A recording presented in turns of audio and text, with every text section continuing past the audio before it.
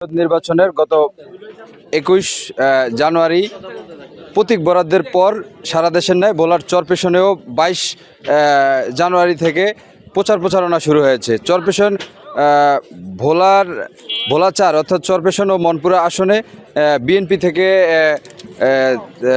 মনোনীত প্রার্থী কেন্দ্রীয় যুবদলের সাধারণ সম্পাদক নুরুল ইসলাম নয়ন এবং প্রতিদ্বন্দ্বিতা করছেন 10 দলীয় জোটের প্রার্থী জামায়াতে ইসলামীর মোস্তফা কামাল এবং ইসলামী আন্দোলন বাংলাদেশ থেকে এই আসনে প্রতিদ্বন্দ্বিতা করছেন প্রফেসর কামাল উদ্দিন। তিনি কিন্তু হাত পাখা নিয়ে এই আসন থেকে লড়ছেন।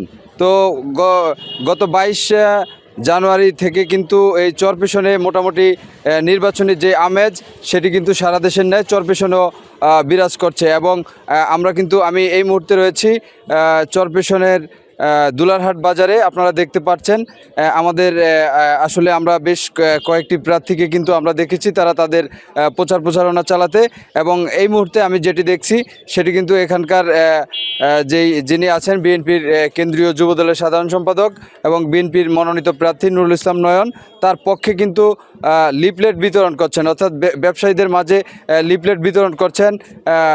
এই আসনেরই কিন্তু বিএনপি থেকে মনোনয়ন বঞ্চিত অ্যাডভোকেট মোহাম্মদ সিদ্দিকুল্লাহ মিয়া, তিনি এখন কিন্তু সেই দল যাকে সমর্থন জানিয়ে এই আসনে পাঠিয়েছেন নুরুল ইসলাম নয়ন, তাকে সমর্থন জানিয়ে কিন্তু তার পক্ষে ধানের শীষের ভোট চেয়ে কিন্তু তিনি প্রচারণা চালিয়ে যাচ্ছেন।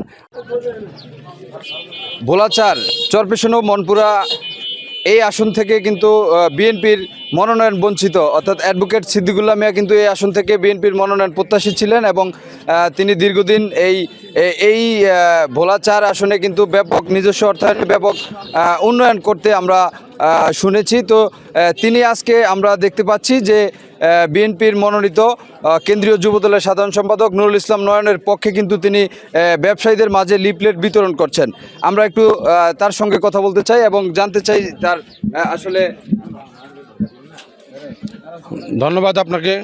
আপনারা জানেন যে আমাদের দলের সিদ্ধান্ত অনুযায়ী দলের ভারপ্রাপ্ত চেয়ারম্যান তারেক রহমানের নির্দেশে আমাদের বিএনপির ভোলা 4 বিএনপির মনোনয়ন প্রার্থী জনাব নুরুল ইসলাম নয়নকে ধানের শীষের মনোনয়ন দেওয়া হয়েছে।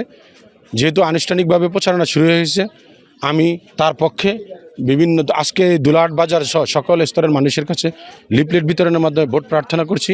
তিনি এই আসন থেকে লড়ছেন, তার পক্ষে কিন্তু তিনি সমর্থন জানিয়েছেন এবং সকলকে উদারতা আহ্বান জানিয়েছেন।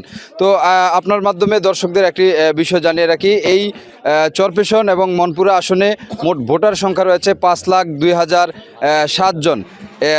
এই দুই উপজেলায় তৃতীয় লিঙ্গের ভোটার রয়েছেন 5 জন। তো এই ছিল আমার কাছে চরপেশনের প্রচারণার সবশেষ খবর।